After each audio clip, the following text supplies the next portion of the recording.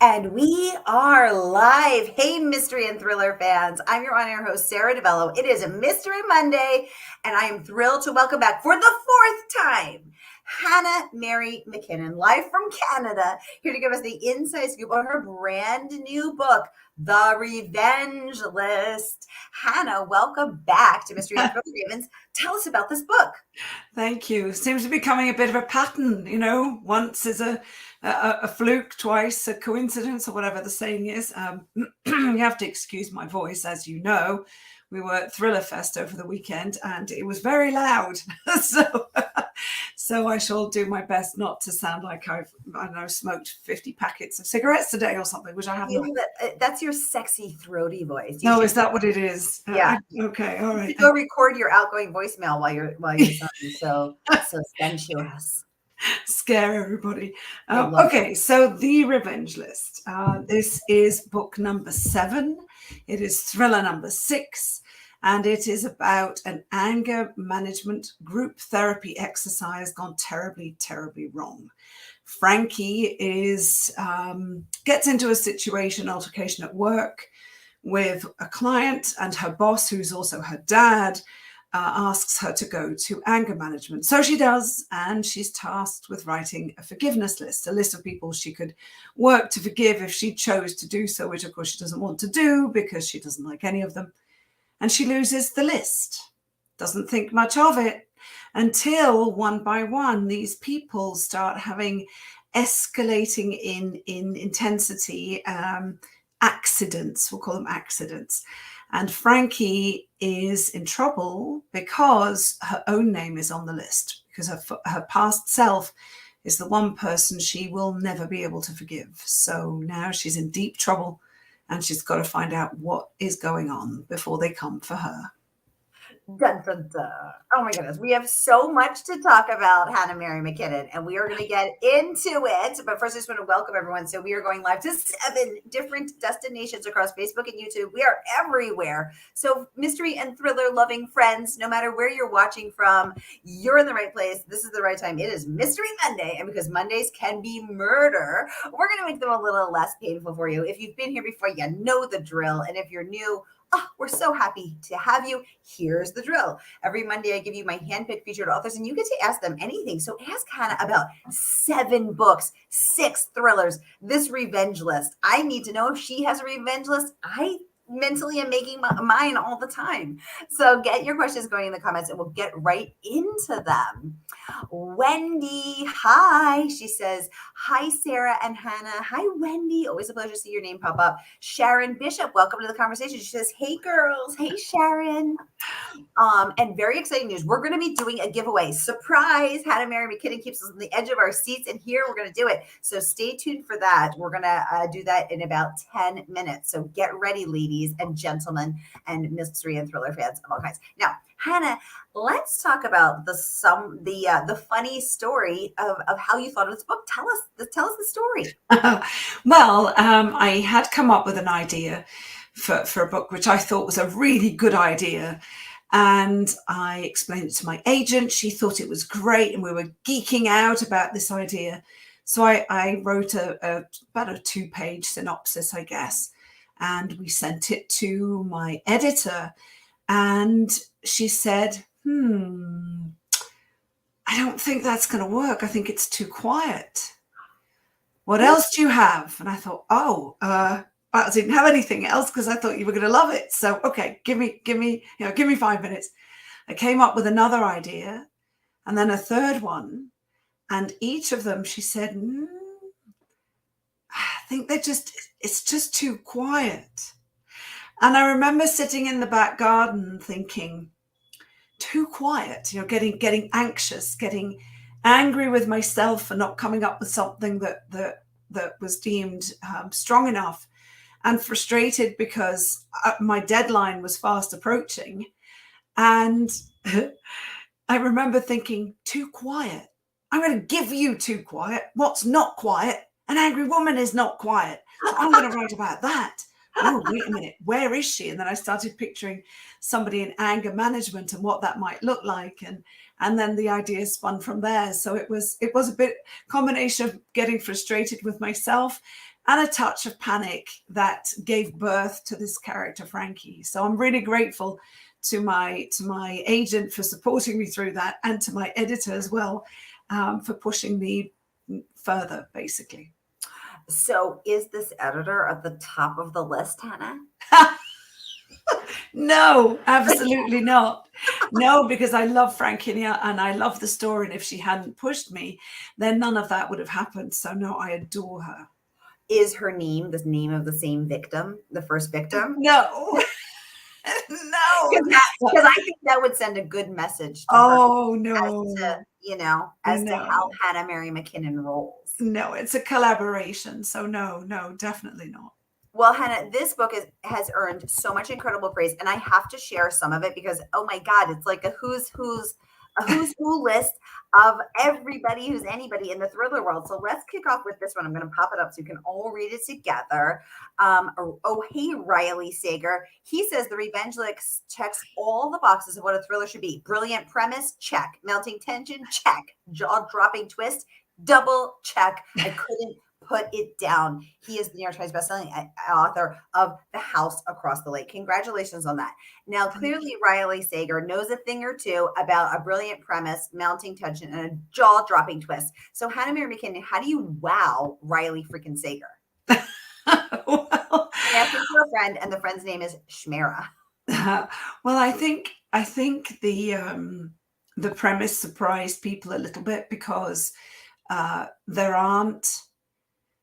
Well, let me rewind. From what I've been told, it's quite unique to have this revenge list where you have a list of people that you're angry with and you bear grudges against, that then goes missing, and then they end up getting hurt. And I think the interesting thing about that is that it's not people you like.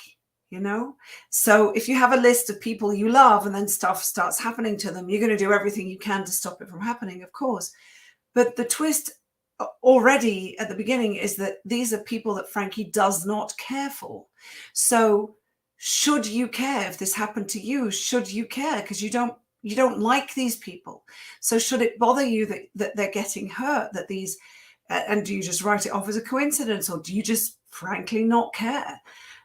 Because, well, you could say they've got what's coming to them, or karma we all know what it is. So I think that was a little bit surprising, and I hope that the final twist is surprising people as well.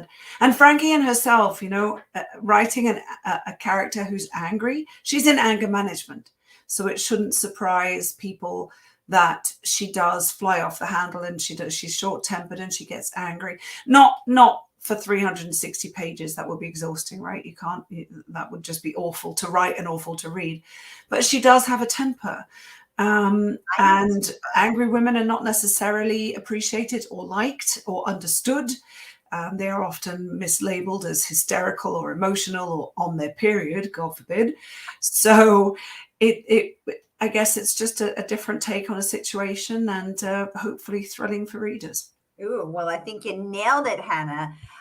Mindy Ehrlich, welcome to the conversation, saying, hi, Sarah. Hi, Hannah. Hi, Mindy. It's so great to have you. She says, Hannah, I love listening to you and want to wish you congratulations on the Revenge List. I'm looking forward to reading it. Thank you. Yay, Mindy, will you have a chance to win a copy in just 6 minutes? So everybody sit tight. Now, Hannah and I have just come from Thriller Fest in New York City. And Hannah, the rumor is that S.A. Cosby came up to you at Thriller Fest and this weekend and said he's a huge fan of their books. Now, is this fact or is this fiction? It is fact. And also fact is that I almost fell over. I admire Sean greatly. He's a wonderful person, an incredible author. His new book, All the Sinners Bleed, drops tomorrow. So if you haven't already pre-ordered, then do it right away. He is a phenomenal author and such a wonderful human being. And when he said to me that he loves my work, I thought he was going to have to hold me up, because I was basically ready to faint. It was tremendous. Hannah, just for future reference, I am CPR certified. I will resuscitate you. Oh, Okay. good to know. If I have to, I will resuscitate you. Okay. That's Because terrific. yes, if But Sean comes to a conference and tells you that he's a fan of yours, I mean, I would faint. I would be dead. honestly, and the funny thing is that I met a lot of bookstagrammers at Thriller Fest as well, and they're so excited to meet authors, and some of them are very dear friends, close friends, and they saw me afterwards speaking to Sean, and one of them said, "You were geeking out so hard. It's so fun to watch authors geek out about other authors." And Mm. I don't know if they didn't expect that or whatever, but we do. Of course we do. Well, speaking of geeking out, I'm about to geek out because, oh, hey, Tracy Clark is Oh, joined Tracy. the chat. Award-winning author Tracy Clark. I'm a huge fan. I've had the incredible honor and pleasure of hosting Tracy several times, and her latest book, Hide, was, I think, her most brilliant work yet. Although I have loved all of her books so much, I can't even pick a favorite. Tracy Clark, it is always such a pleasure and honor to have you here. Thank you so much for joining us. And so supportive of other authors too. She sure is. She absolutely is. Sharon would like to know, Hannah, you mentioned a particular author several times. I'm not sure if it's okay to say her name here. Do you do that in all of your novels? First of all, Sharon, is totally okay. Hannah, tell us what you think. Totally okay. So in the Revenge List, I pay a little homage to Lisa Unger, who I admire greatly, and I worked her books into the plot. Frankie is an avid thriller reader, and she's a huge Lisa Unger fan ever since she was writing as Lisa Michonne at the time with her maiden name.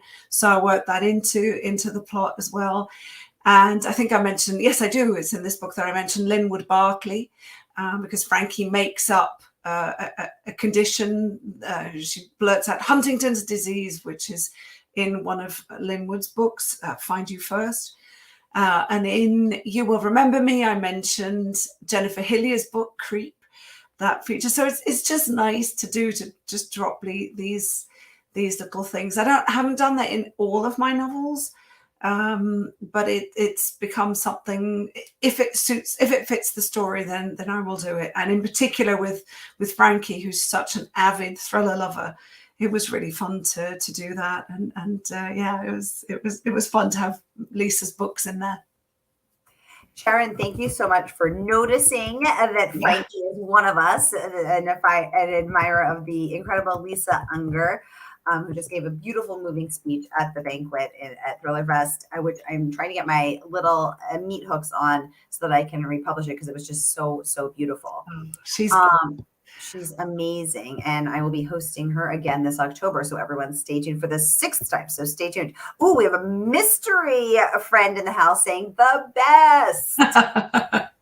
Sherry Steuben, welcome to the conversation, saying, "Hi, Hannah, congratulations." Thank you, Sherry. Sharon's saying so much love for Lisa Unger. She's the best, isn't she? She's so great. And it's so cool, isn't it? Isn't it, Sharon, when you are sort of in on the joke, one of those little Easter eggs, and you're like, I know Lisa Unger, I read her, I love her, and it just makes it everything a little bit cooler. So I love those Easter eggs too. Thank you so much for bringing that up. Y'all, I want to remind you that the book is out. Oh, Wendy's saying she loves that too. It's so cool, right? The book is out, and you can order from our favorite woman-owned independent bookstore, Murder by the Book. So here is that link.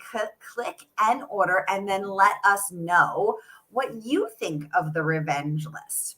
Meanwhile, I see it is 7:15, which means Hannah Mary McKinnon, it is time to do our giveaway. Tell everyone how we're going to do this.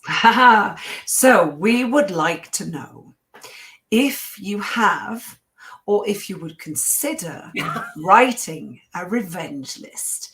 We're very curious. You don't have to say who's on it. Don't do that. Don't tell us who's on it. But just have a think. Is that something you might do? And we'll just say that, nobody would ever see this list. Don't worry, you won't lose it. Nothing will happen to these people. But is this something that you would entertain? And we'd love to give away a physical copy and one audio copy. So when you write your answer, please also just write physical or audio at the end of your reply, and that way we know what your choice is. And anyone who doesn't get a copy, who doesn't win, but who uses that link to pre-order, if you let me know, I can always send you a signed book plate and a bookmark. So there are only winners today. There are only winners today. Okay, so while everyone's typing their answers, Hannah, let's hear it from you. Do you or would you ever have well, first of all, I just want to know, do you have a revenge list? I do not. Would you? I would not, and I'll tell you why. So when I was in high school was not a particularly pleasant experience for me.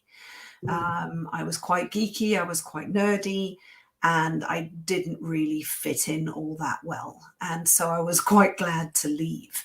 And there was one person in particular who wasn't very kind for probably 2 or 3 years. It was just not awful, but just not very pleasant. Just some stuff stuck in my mind for a long time. And I did hold a bit of a grudge. Not that I would ever have done anything, but I did hold a grudge. And we had a high school reunion in 2001. So this was quite a while after I graduated. I graduated in 87, I think. And I met the person, and they were talking about high school, what a great experience it was and how wonderful it was. And I said, well, it was for you, because I was 30 at this point. It was for you, but it wasn't for me. And they said, oh, why? And I said, well, because of you. Because, the teasing was relentless. And I said it very nicely. You said it. Oh my God, you're so brave. My God, what happened? I'm dying. What happened then? Well, they were rather taken aback. And honestly, their mouth dropped open, and they said, I had no idea. I am so sorry. That's awful. I'm really, really sorry that you had that experience, and that you had that experience because of me. Yeah. And it was a very nice chat. It wasn't angry. It wasn't, but you know what? All of that, and it wasn't like I was thinking about this stuff every day, and I couldn't sleep, and it was ruining my life. But I did just have this little bucket of resentment that I still carried with me. Well, I set that bucket down that night. I never picked it up again. And we have since, we're not close, but we're Facebook friends, and occasionally, we don't see each other because we're on different continents. But it taught me that people don't necessarily know or remember or pay attention. And that means that I carried that bucket of resentment with me, however big or small it was, while they weren't carrying anything at all because they didn't even remember. Wow. Now, Hannah, I'm so fascinated because I think, and I'm just watching the comments, and Sherry saying that is so brave to say it for you. To them, yes. Wendy, Catch a Clue, saying, Hannah, good for you. Saying, yes, high school was a bit miserable. I was picked on too. Yeah. Sherry saying, good for you, Hannah. Did you feel different after that? I mean, this is a dream, I think, a fantasy for so many of us who have been the recipient of unkind behavior, to have the courage to confront the person who has been harmful. And I always think, like, would I be brave enough to say it? Or would I just stand there tongue-tied and terrified? So you did it, and it's so brave and so amazing. So did they not remember, or did they remember but think it was all in good fun, or they just don't even remember? Like, I think it was a bit of a combination. I think really what it was at the time, they didn't realize that what they were doing and what they were saying was harmful. For them, it was a joke, it was a prank, it was, it was more in jest. Through their lens, it was more in jest than anything else. Whereas I didn't think it was funny at all. Of course. So that was quite eye-opening too. I remember being having a business coach, and I called him once because I got into a debate with one of my colleagues, and I called my business coach and I said, I don't get it. I don't understand. This is what I said, and this is what he thinks I said, but that's not what I said. This is what I said. And Jim, I will never forget this. Jim, he said to me, Hannah, it is not what you think you said that's important. It is how it was perceived. And I said, no, but that's not what I said. And he said, Hannah, it is not what you think you said that counts. It's how it was perceived. And I remember thinking, oh, and that was an eye-opening experience for me as well. Really thinking about that. So no, I don't have a revenge list, which I think really is hopefully healthier than having one, because carrying grudges around, I'm not sure that serves the people who are carrying them in the long run. Let's get to Sherry's question. Did you feel different after that? Did you feel relief? Did you feel empowered? How did you feel? I did. I felt really relieved. I felt that I had moved beyond that I could just let it go. And now, honestly, if you ask me, and I know it's 20 years ago, but if you ask me, well, what was it in high school that was so bad? So it's a lot vague. It's vague. I can't even really tell you what it was. I just remember that because I just let that stuff go, and that was lovely. It was peaceful, really peaceful. Peaceful. Oh, that sounds so wonderful. That Highly sounds recommended. Thank you for this, Hannah. This is so helpful. I want to get to this praise from Heather Gudenkauf. She says, this twisty original thriller through the dark side of self-help is a breath of fresh air that ends with a jaw-dropping gasp. Now, obviously no spoilers because everybody hates that. But Hannah, how do you come up with those twists? Because I think you're kind of known for those twists. So did you know when you started out what it would be? Did it come to you? Did your editor say the end is still too quiet? So you said, I'll give you a freaking twist. No, she didn't, thankfully. So when I start plotting my books, I have the beginning, and then I always have to have the end in mind, because otherwise I find it difficult to work to plot, because I don't know where I'm heading. So I like to have the ending in mind. And actually, for my last 3 books, the ending hasn't changed. They have before. They've deviated slightly, but for the last 4 actually, since Sister Dear, they haven't moved. The people are where I thought they were going to be. And the thing that did change, though, was that the opening chapter, no spoiler because it's the opening chapter, Frankie is in a car and it goes off a cliff. And you don't know who is in the car with her. You don't know who is driving. But he has basically said to her that they are going to die. And they crash through this barricade and they go off a cliff, but you don't know who. And then the book starts, chapter 2 starts 10 days earlier. So, and then you work up to how Frankie came to be in this car and what the situation is. So that chapter, chapter number 1, was actually very, very close to the end. And I opened the book initially with what is now chapter 2, when Frankie arrives at her anger management group therapy session. And I remembered what my editor said, saying my previous ideas were too quiet. And I thought, okay, I've got to open the first chapter with a bang. So I took a very short chapter, page and a half, near the end, and I moved it to the beginning, so that people are immediately thinking, what on earth is going on here? Ooh, that is interesting. Thanks for the backstory on that.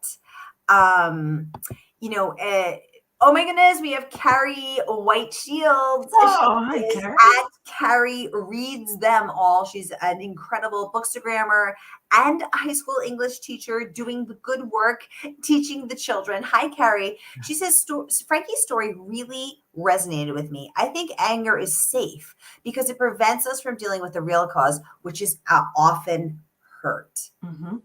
That is a really powerful insight, Carrie, and that is so true on both counts, that it feels safe and that it is often masking a deeper level of deep hurt.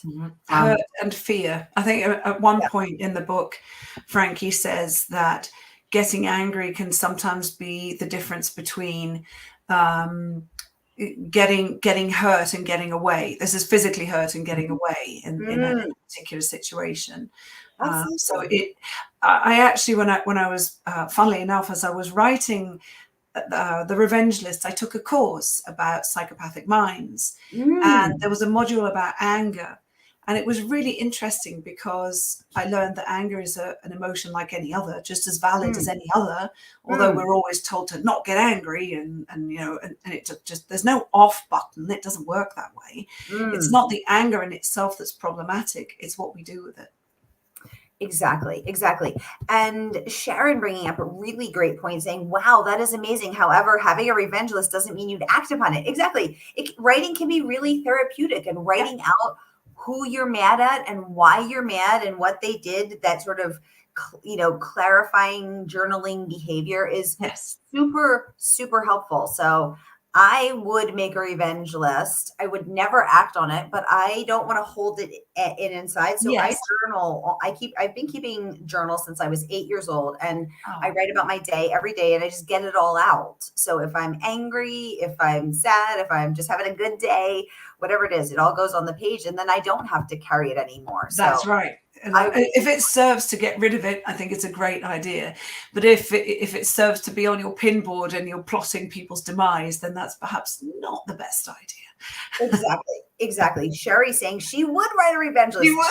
would. I'm vibing Ooh. with that. Sharon saying yes, yes, yes, absolutely. And oh my gosh, some of these comments are so amazing. Wendy saying, I never thought about writing a revenge list. I don't think I could do it. Tori is saying, Tori, I think you hit send too soon. Annalise saying, oh yeah, first two and maybe only ones would be former BFFs. Ooh, that hurts extra when they used to be Ooh. BFFs. Annalie, I'm so sorry. Yes. Susan saying, no, I try to forgive and forget. Beautiful, Susan. That's really nice. This one, wait, I accidentally just scrolled past it. Randy saying, the revenge list would be quite long. I just accidentally scrolled past your comment, Randy, but I'm going to find it again. Randy saying, my revenge list would be as long as a Stephen King novel. Yeah. And what's that one? The one that the 1,200 page one, Yeah. Everest of books. I can't think of it. That's quite the list. Yeah, that is quite the list. Hey, people are jerks sometimes. You got to have a long list. Sherry would write, and she would like a physical copy. This is, oh my gosh, I am loving these comments. This is such a fascinating information. Oh, Tori saying, I would most definitely have a revenge list. Tori, team revenge, team Interesting. list.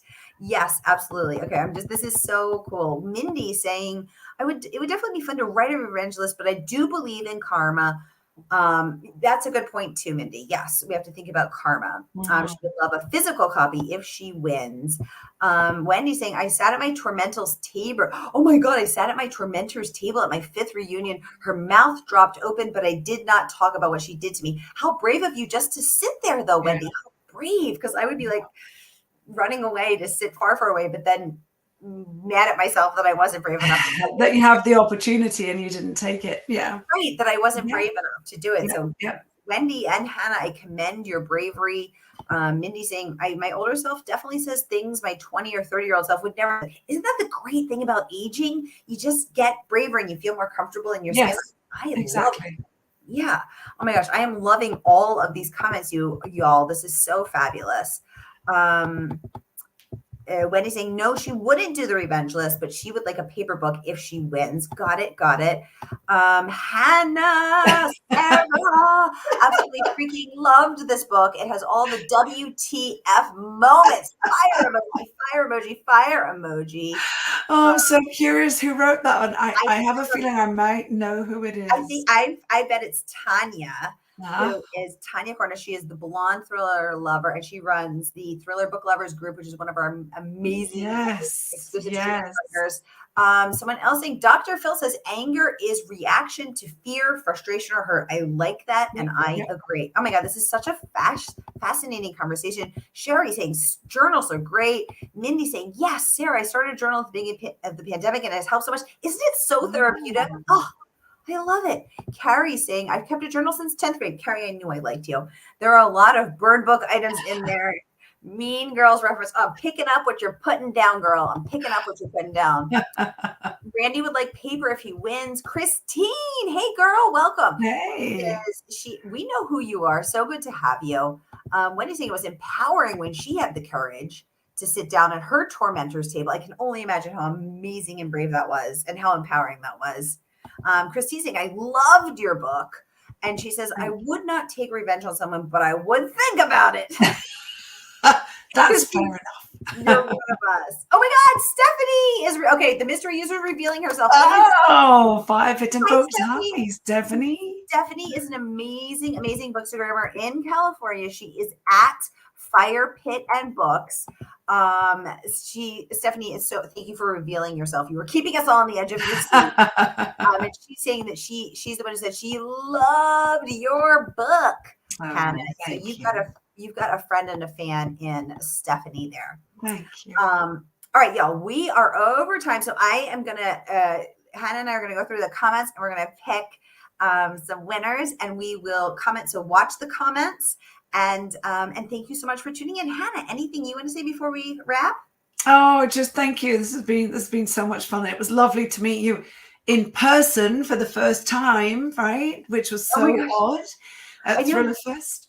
It was so weird because I think this is the fourth time I've hosted you, and so I feel like I know you. So then when I saw you in New York, I was like, oh, there's Hannah, and then I just was like, do, and then you were like, no, this is the first time we were meeting, and I was like, oh my God, you're right. I know, but it doesn't feel like it. And you know what? Even though the pandemic was horrible and it was awful, those kinds of things that came out of it are truly wonderful and special and might not have happened otherwise. So thank you. I think it's just your soothing British voice. Like I listened to you on First Chapter, and I just, there's Hannah reading us our books, listening to her lovely voice and lulling us to sleep with her tales of terror and her jaw-dropping twists, having a cup of tea and just terrorizing us, keeping us up at night. You do that so well. That's hilarious. So I feel like I know Hannah Mary McKinnon. And you do, because we're friends. So yeah, absolutely. All right, y'all, that is a wrap. We'll be back at the top of the hour with Wendy Walker. Go get yourself a cup of tea, and we will be back then. And Hannah is reading Wendy's first chapter tomorrow on First Chapter Fun, so tune in for that as well. All right, y'all, that's a wrap. See you at the top of the hour.